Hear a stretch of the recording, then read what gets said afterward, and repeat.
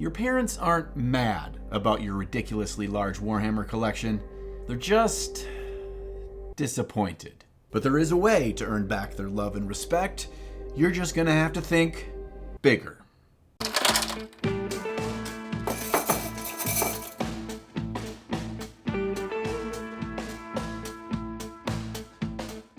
At its core, painting miniatures is a pretty basic thing. It's just finding a miniature that inspires and excites you and using paint to bring it to life. And it's no wonder so many of us paint and play Warhammer. The quality of the models is amazing, and they have such an endless supply of different factions. No matter what your aesthetic taste, you're likely to find something that you like. But you're not so two-dimensional that the only thing that interests you is Warhammer, right?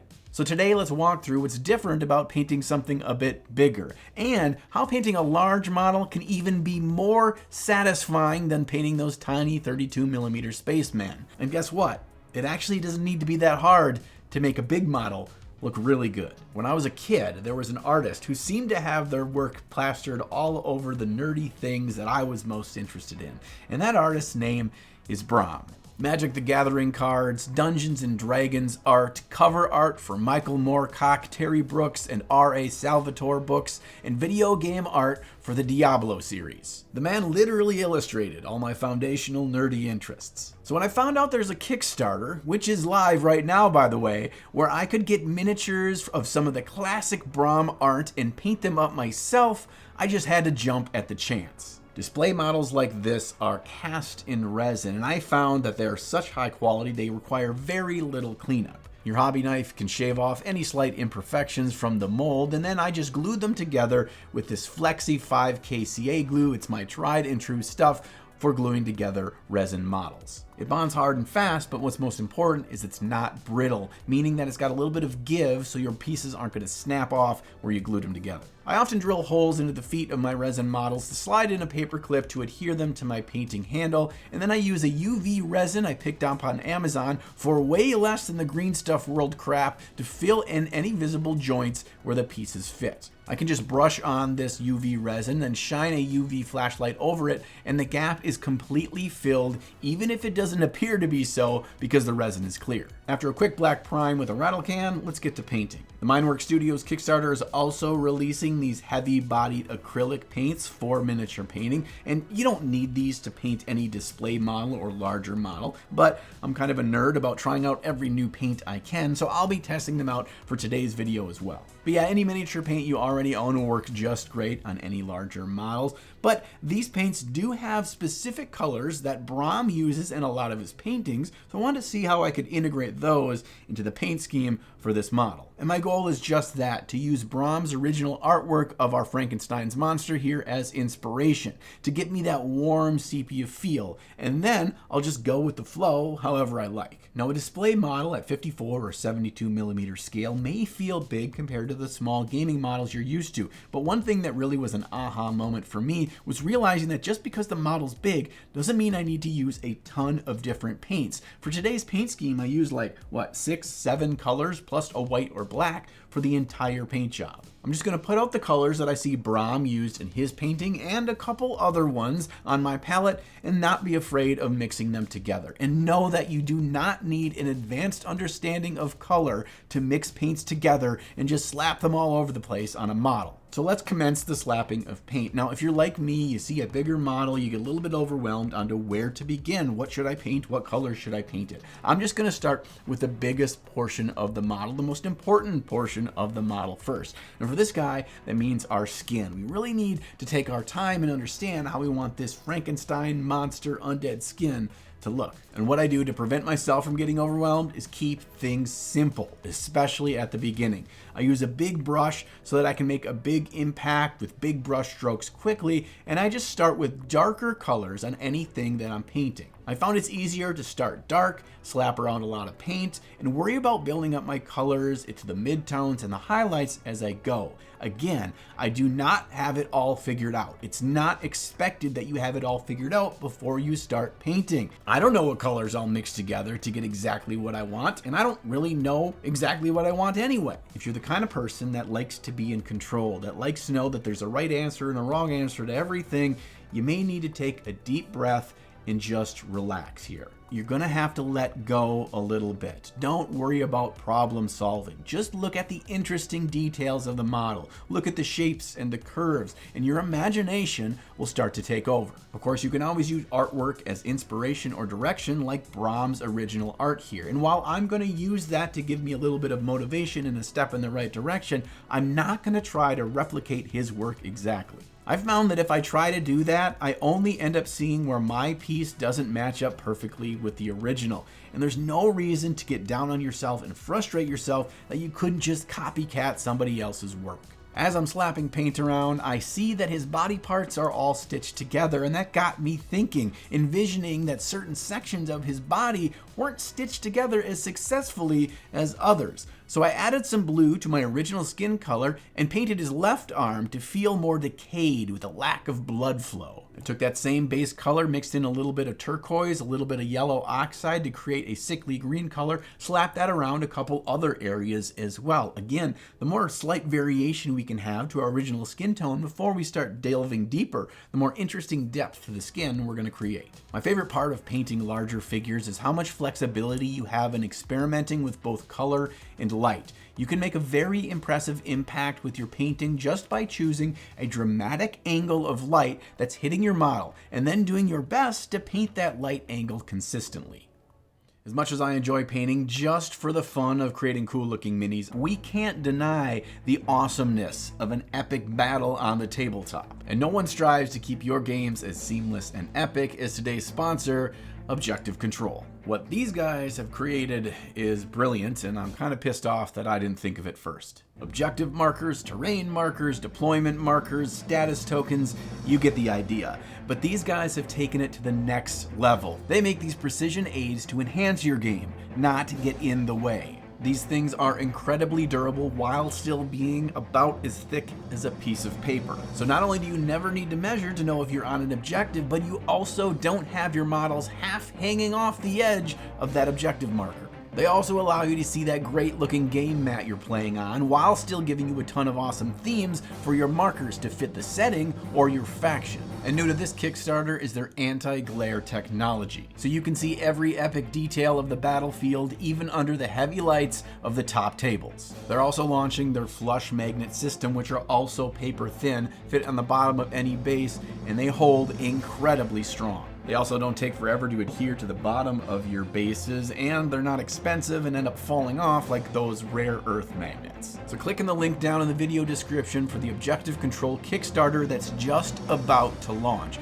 They got a bunch of amazing unlocks that you won't want to miss, like over 40 faction icon sets, so your opponents will know that no one makes you bleed your own blood. So check out that Objective Control Kickstarter link down in the video description and take control of your battlefield.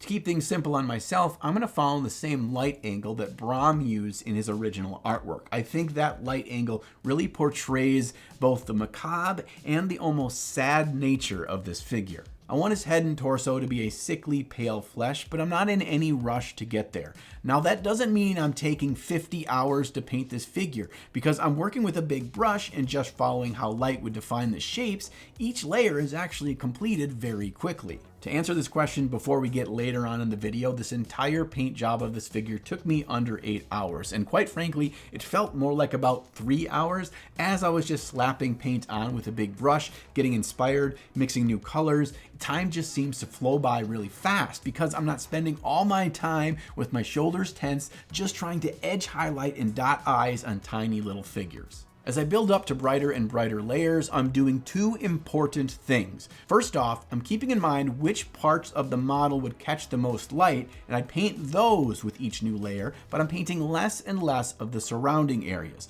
This will make the final model look really dramatic as the viewer's eyes are pulled in tighter to the key features of your figure. You may notice that each successive layer that I'm brightening is not just me adding more and more white. Sometimes I'll add in a magenta to give a little bit of a pink hue along with some white. Other times I'll mix in some yellow oxide to give us a more sickly tone along with a little more white. And I don't have any rhyme or reason of when I add pink or when I add yellow or when I add red. It's an important thing that we just add the depth of color as we're building up layers. Again, we don't need to have it all figured out. In small 32mm figures, we often don't have enough space to work with color nuance like this. But here, it's what's going to bring you so much more joy. It's so much more fun to paint with freedom of color on a slightly bigger model. As well, it'll teach you how colors interact together, and you'll find combinations that you can use for future models regardless of what scale you're painting at. I take a little break from our main skin to try to add some depth and some highlights with our dead blue arm and feet. I'm adding a bit of that magenta again to our desaturated blue to add a bit of life to those most raised areas. I'm hoping that this will give us just enough of a hint of warmth that those areas still feel just faintly alive.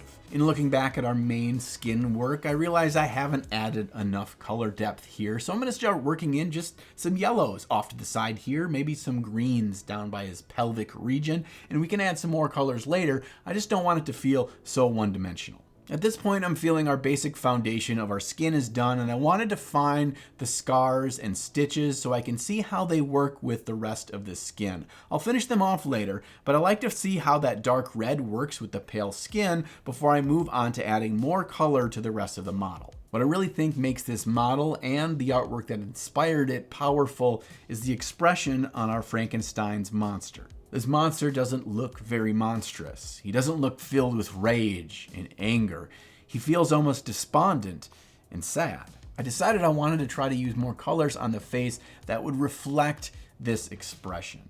I really like the work that the sculptor did, and I want the viewer's eyes to be drawn there and appreciate it. Red on the cheeks, nose, and lips make him feel more human, more relatable, and the blue around the eyes mirror his sadness. As I was to this point painting the color on his face, I felt like we were getting a little bit of a sad clown motif going on here, and I thought maybe it was too much. But even if it is too much, I kind of like it. And if I didn't like these colors, if I wanted to pull them back, I could do just that. I could make changes. It's only paint. Especially on larger models, perfect details or silky smooth blends are not as important to the final model as your expression of color in brush strokes. I wonder how many people are to this point in the video that have never painted a large model before. Honestly, let me know down in the comments. But trust me, I was one of you not that long ago, but it is so much fun. Just watch the rest with me. It's fun. After slapping some rusty colors and bright off-whites on our metals, I turned to his hair. I'm going to go with the same rusty red color that Brahms' artwork has, following the sculpted strands of hair with a brighter tone, but always keeping in mind the direction of the light. Now, much of his hair doesn't need a lot more than a singular highlight, as it's not catching a lot of direct light, but we really need to reinforce that area up by his forehead where the light would be catching in most bright, and we need to go fairly bright, even though the color of the hair isn't bright on its own. Next, we'll mix up a couple colors on our palette for the beach towel that our Frankenstein's monster is sporting. The first color I'm mixing is red and black together, and we're just going to use that for the main shadow color of the beach towel. And then the other color, we're going to add a little bit of blue to that dark red mix, so we have a slightly colder tone that we'll use around the back of the model that isn't catching any direct light.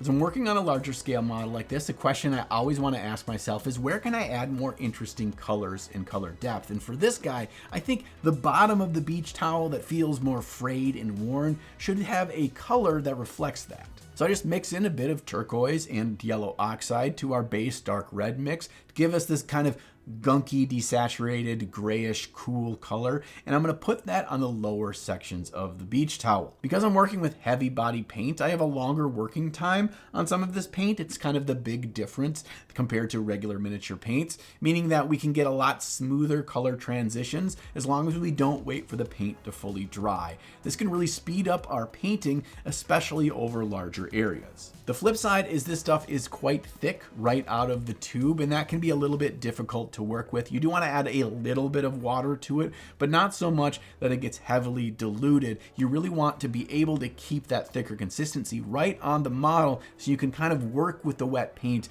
mix it around as you're going. Some people like working with a thicker paint, some people don't. I'm not really an expert either way. This project was fun with this paint, but it was slightly out of my comfort zone, so to each their own. I'm going to focus the red highlights just towards the upper part of the towel around the waistline, because red is a color that really draws the human eye, and I want to keep it to a minimum on this model, and I want it near the focus of the main portion of the model. In general, you'll notice that the further we get away from the head and shoulders of our model, the less and less highlights I'm using, the more dark I'm trying to keep the colors. And this doesn't mean I'm not painting these areas or not giving them much attention. I'm just trying to draw you towards the most important part of the model with how I apply the paint. There are a few more details I need to finish before we move on to the base, the first being some soiled bandages. I mix a yellow oxide and black to give us a sickly greenish yellow tone. One thing that's really great about using only a few colors and just mixing them together is that the entire model feels cohesive because you're using the same colors. Yellow oxide, radiant magenta, turquoise blue, and pyrrole red are basically used on every surface of this model. And they're pretty stark and unique colors, but they do not show exactly like that on the model because we're using variations of mixes, a little bit brown, a little bit of white, a little bit of a couple of them mixed together. So they're all present, but the colors all meld together in a cohesive looking model because we didn't add 50 different paints. In Brahms' artwork, the dove is a brilliant white, but is it?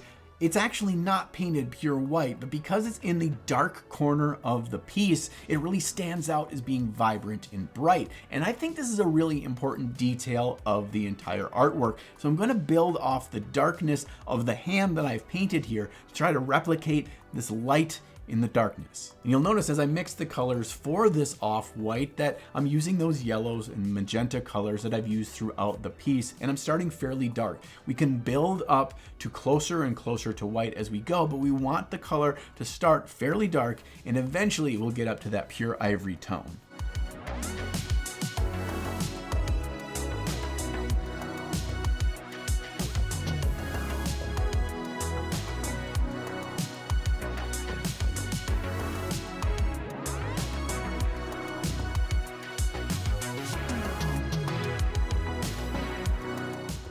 All right, the base on this thing is freaking huge. I mean, like as big as a large piece of Warhammer terrain. So I'm gonna need a big brush. This is just a big cheap synthetic one I got from the local craft store, and I bust out a dry palette. I'm using a dry palette because I don't want the extra moisture from a wet palette to get into these paints. I want them nice and thick so they'll be active and I can work and mix them right on the model as I'm painting it. I'm not worrying about painting precisely or getting on other small details. Who gives a shit? I'm just building up my lights and a bit of color depth as I go. And it's important that I mix in colors other than just shades of grays and tans. We want the environment to include some of the same tones and modularity as the model, so they're pulled together and feel like a cohesive piece. I'm basically treating this as arts and crafts time. Sometimes I'm dry brushing, sometimes I'm just grabbing colors from the palette while there's still paint on my brush, and maybe they mix together and they're a completely different color by the time they hit the base. It doesn't matter.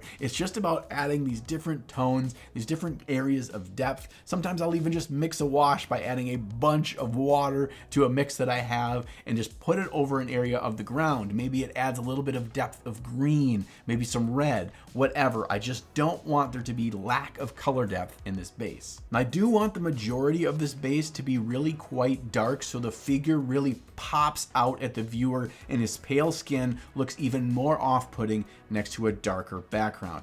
I decided that the base wasn't looking as dark as I wanted, so I mixed some black paint with 1 part Pro Acryl glaze and wash medium with 1 part water. Because I've mixed this wash fairly thin, I'm not afraid to go over with a couple of different coats of it to get the proper dark that I'm looking for. And it's not going to overtake all the color work I've already done, but it will help me frame the outside of the entire base with this darkness, and it's almost like I'm adding a black picture frame to the base. Only at the very end do I come in with a small brush to do some edge highlighting as well as to define some of the cracks and details on the pillars, and at that point we can call our Frankenstein's monster complete.